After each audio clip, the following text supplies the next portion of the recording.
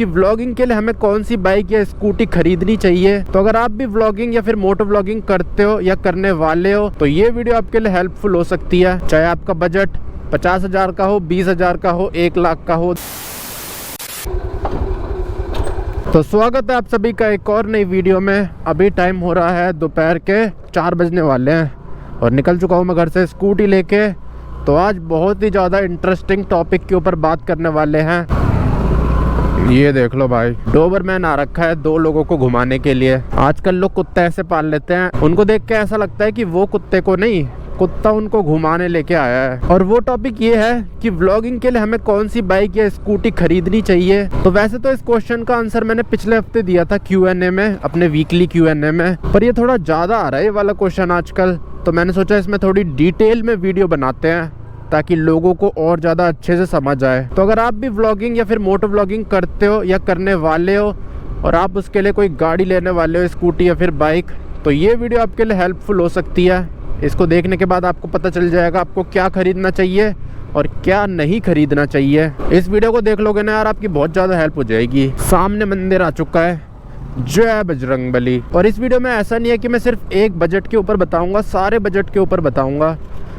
चाहे आपका बजट 50,000 का हो, 20,000 का हो, 1 लाख का हो, 2 लाख का हो, 3 लाख का हो, 10 लाख का हो, 1 करोड़ का हो, चाहे कितना ही बजट क्यों ना हो आपका। वैसे 1 करोड़ जिसका बजट होगा वो तो ये वीडियो देखेगा ही नहीं। तो व्लॉगिंग करने के लिए आपको एक ऐसा स्कूटर या फिर बाइक खरीदनी है जो कि थोड़ी फेमस हो, जिसको लोग जानते हो, जिसके बारे में लोग जानना चाहते हो, जिसको लोग देखना चाहते हो। जब एक नॉर्मल इंसान स्कूटी या फिर बाइक खरीदता है तो वो देखता है कौन सी बाइक सबसे ज़्यादा माइलेज देगी, किस में पावर ठीक है, सर्विस कॉस्ट किसकी अच्छी है, मतलब ये सारी चीज़ें देखता है। लेकिन जब एक ब्लॉगर गाड़ी खरीदता है तो उसको देखना चाहिए सबसे पहले कि लोग कौन सी गाड़ी को देखना चाहते हैं ज़्यादा, कौन सी गाड़ी सबसे ज़्यादा फेमस है उसके बजट में। क्योंकि ऐसे फेमस तो बहुत सारी गाड़ियाँ हैं, पर उसके बजट में कौन सी गाड़ी फेमस है वो उसे खरीदनी चाहिए। मतलब मान लो उसके बजट में 2 गाड़ियाँ आ रही हैं, एक गाड़ी फेमस नहीं है, उसे कोई जानता नहीं है,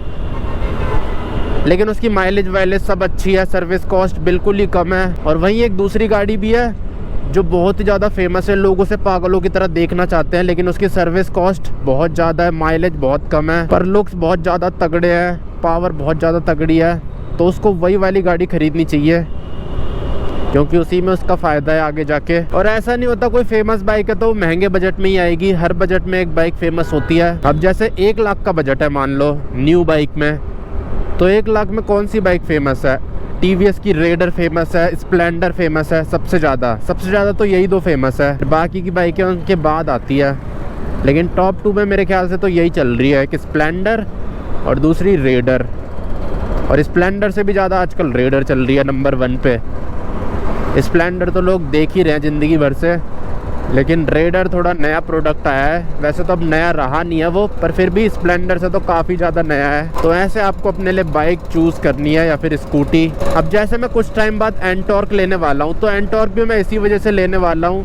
मेरे को पता है उसकी पावर अच्छी है, लेकिन माइलेज बहुत बेकार है, सर्विस कॉस्ट बहुत ज़्यादा है, और इसके अलावा और भी दिक्कतें आती रहती है एंटॉर्क में, कभी ख़राब हो जाती है, कभी कुछ कभी कुछ कभी कुछ। लेकिन फिर भी मैं उसे इसीलिए ही ख़रीद रहा हूँ क्योंकि वो फेमस है, आजकल वही सबसे ज़्यादा ट्रेंडिंग पे चल रही है, इसीलिए। सामने तो यार चालान कट रहा है, लगता है मेरी आवाज़ जा रही है अंकल तक। अंकल मुड़ मुड़ के देख रहे हैं मेरे को।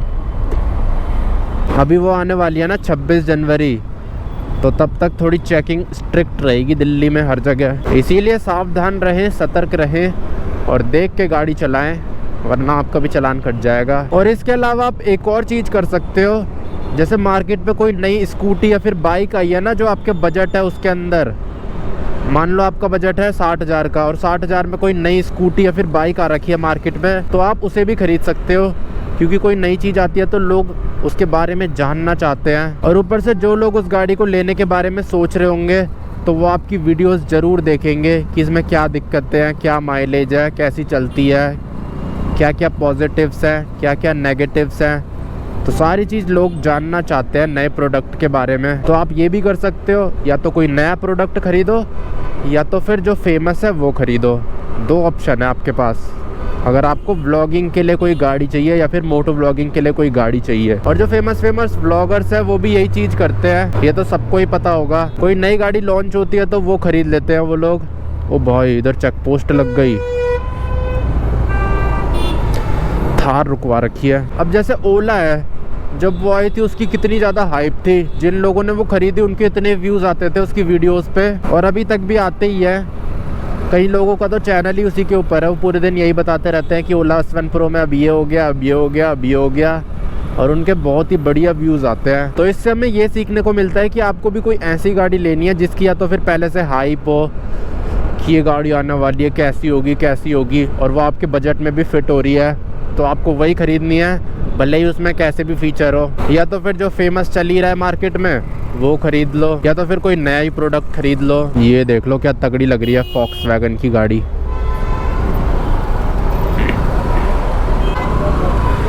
ये देखो इधर भी चालान कट रहे हैं। अभी 26 जनवरी तक ऐसी रहेगी सिक्योरिटी।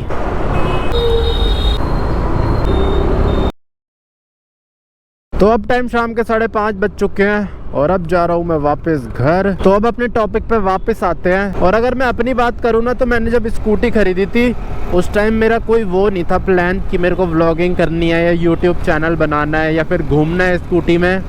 मैंने तो बस इसलिए ख़रीदी थी क्योंकि मेरे को जॉब पे जाना होता था, तो आने जाने के लिए ख़रीदी थी बस। पर वो तो सही है, मैंने TVS जुपिटर ख़रीदी क्योंकि जुपिटर बहुत ज़्यादा बिकती है, तो इसलिए फेमस है ये भी। और सही हुआ मैंने कोई वैसी स्कूटी नहीं खरीदी जो ज़्यादा फेमस ना हो, तो इससे भी मेरा थोड़ा फ़ायदा हो गया है। क्योंकि जुपिटर फेमस है तो लोग मेरी वीडियोस देखने लग गए स्टार्टिंग में, और मेरे 7,500 सब्सक्राइबर्स हो गए।